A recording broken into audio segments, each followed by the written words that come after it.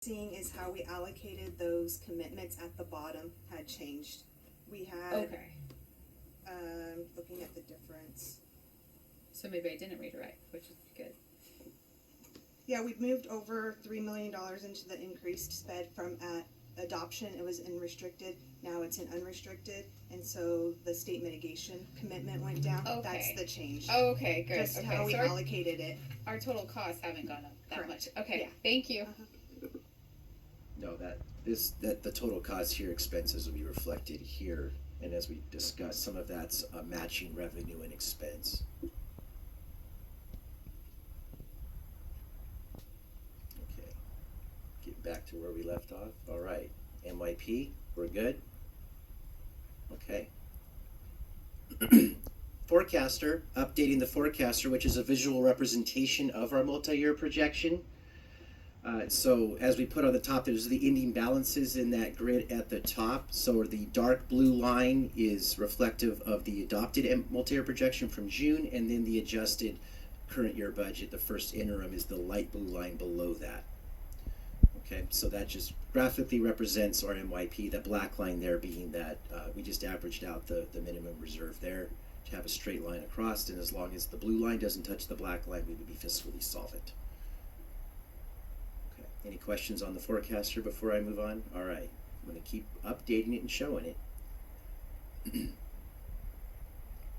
Okay, now we're going to get into some data exploration and some of the work that we've been doing. We talked about at a previous board meeting. Attendance enrollment obviously is one of the most important factor when it comes to not only the learning and everything that happens in our classrooms, but also our funding.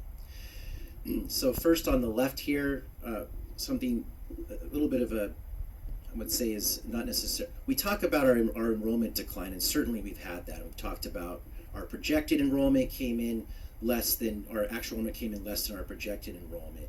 But our actual enrollment, it's a different story. What I wanted to point out here is that 2,203 students are enrolled right now in our schools that were not here last year.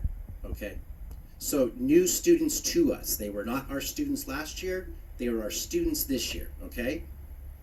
And of that, 1,598 of them are TK and Kinder, right? Okay. So we know that we're going to have... How many? 1,598. I have that on the bottom down there. Okay, so... Okay. Okay, so then 2,363 students were here last year and are not here now. Okay, I'm going to walk you through a variety of... We're going to drill down on this here. Okay, so but 1,540 of those are purposeful. That's a success. Those are 8th graders that have matriculated out of our school. So we know we're going to get students that have never been in school before starting at TK or Kinder. And we know that if we do our jobs right, we're going to have a large number of students leave us after 8th grade, right? So take the net out of that. And this is a snapshot in time. Our enrollment, we have students enroll and disenroll every day, okay? So at this snapshot, this was last week's numbers. At that time, 823 students left the district since last year, but 600